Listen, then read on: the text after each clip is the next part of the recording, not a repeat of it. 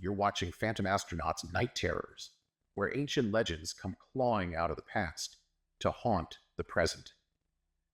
Tonight, we'll journey to Iceland, where the Yule Cat, a monstrous feline of folklore, prowls the snow-covered hills and towns, preying on those who fail to meet the peculiar standards of the season.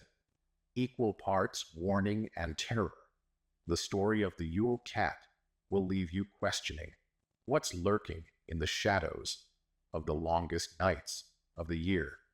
If you enjoy tales like this, don't forget to like, share, and subscribe to help the channel grow.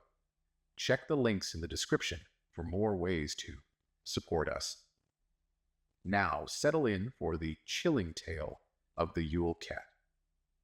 The snow had started falling early that year, thick and heavy, blanketing the tiny Icelandic village of Húsavík in a silence that felt almost sacred. The sky, low and gray, seemed to press down on the earth, trapping the cold in every breath. By the time mid-December arrived, the snowdrifts were waist-high, and the roads were impassable. For Jonas and his family, the isolation was nothing new, but this winter felt different, heavier somehow, as if something unseen was waiting just beyond the edge of the frost. Jonas sat by the hearth, watching the flames flicker and spit, his thoughts as restless as the wind outside.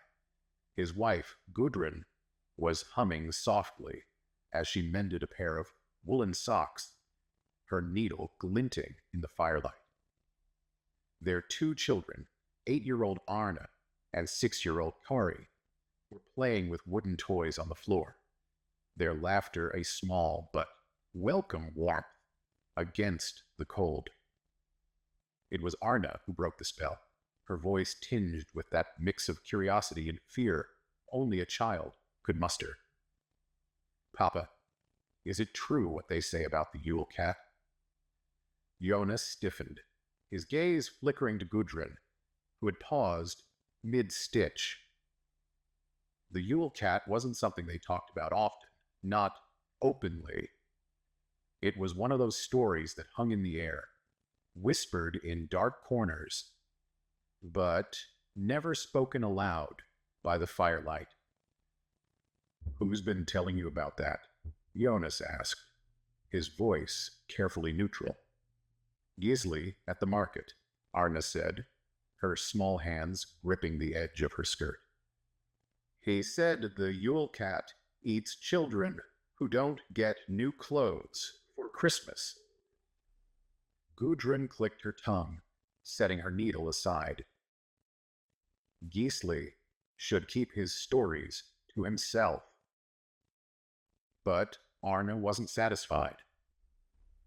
"Is it true, Papa?" Jonas hesitated. He wanted to tell her no, to laugh and wave it off as just another tale to scare children into behaving. But the words wouldn't come. The Yule Cat was more than a story. It was a shadow that loomed over every household during the darkest nights of the year. "It's just an old tale," he said finally, his voice quiet. "But there's no harm in making sure we all do our part. New clothes for Christmas are a tradition, after all." Arna frowned, clearly unsatisfied, but she didn't press further. Kari, however, seemed unbothered, his focus already back on his wooden horse. Jonas tried to shake off the unease that had settled over him, but the fire seemed dimmer now, the room colder. That night, as the wind howled outside, Jonas lay awake, staring at the ceiling. His mind drifted to the tales he'd heard as a child, whispered in the same hushed tones Arna had heard today. The Yule Cat wasn't just a monster, it was a judgment. It stalked the hills, its massive paws silent on the snow, its yellow eyes gleaming in the darkness. It hunted those who were lazy, who hadn't earned new clothes for the holiday, who hadn't done their work. And when it found them, Jonas shivered. The stories were clear about what happened next. The first sign was always the scratching. Jonas didn't hear it at first, not over the wind, but as the hours stretched on, a faint rhythmic sound began to creep through the walls. Scratch, scratch, scratch. His chest tightened, and he turned his head slowly, his ears straining. Gudrun was asleep beside him, her breathing steady, and the children's soft snores drifted from the loft. But the sound continued, growing louder, more insistent. Scratch, scratch, scratch. He rose carefully, not wanting to wake anyone. The floor was icy beneath his bare feet as he crept to the window. The snow outside was untouched, pristine in the moonlight. But then he saw them, paw prints, massive and deep, leading from the edge of the forest to their door. His breath caught in his throat. They hadn't been there when they'd gone to bed. A low growl rumbled through the night, so deep it seemed to vibrate in his chest. Jonas stepped back, his heart hammering. The stories had said the Yule Cat was huge, larger than any ordinary beast, and now he believed it. No ordinary animal made a sound like that. No ordinary animal left prints like those. Jonas? Gudrun's voice was a whisper, startled and trembling. She'd woken and seen his silhouette by the window. What is it? He turned to her, forcing his voice to stay calm. Stay here. Don't let the children wake up. She started to protest, but the look in his eyes silenced her. He grabbed his lantern and pulled on his boots, his hands trembling as he lit the flame. The scratching had stopped, replaced by an eerie silence that made his skin crawl. Outside, the cold hit him like a slap. The wind had stilled, the air heavy with an unnatural quiet. The paw prints led around the house, and he followed them, each step filling him with dread. As he turned the corner, the lantern's light caught something in the snow. A flash of yellow, too bright to be natural. Eyes. They were watching him, unblinking and predatory. The Yule Cat stepped into the light, and Jonas felt his legs go weak. It was massive, its black fur sleek and shimmering like shadows come to life.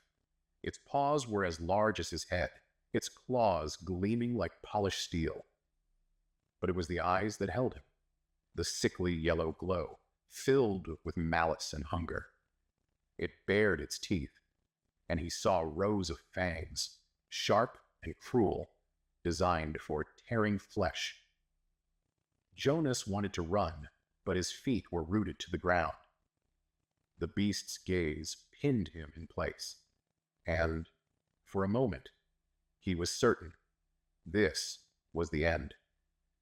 Then the Yule Cat growled, low and rumbling, and turned its head toward the house, toward his children.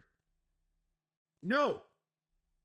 The word tore from his throat, raw and desperate. He grabbed a stone from the ground and hurled it at the creature. It struck its flank, harmless but loud enough to startle. The Yule Cat whipped its head back toward him, its lips curling in a snarl. For a heartbeat, neither of them moved. Then it leapt. Jonas threw himself to the side, the beast's claws missing him by inches. He scrambled to his feet, swinging the lantern wildly, the flame flickering as the Yule Cat circled him. It was playing with him now, toying with its prey.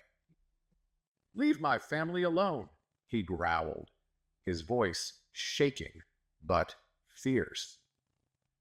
The Yule Cat paused, tilting its massive head as though considering his words.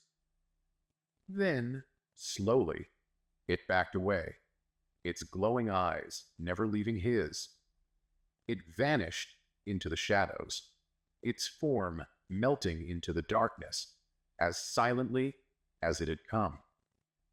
Jonah stood there, his breath coming in ragged gasps, until the first light of dawn began to creep over the horizon.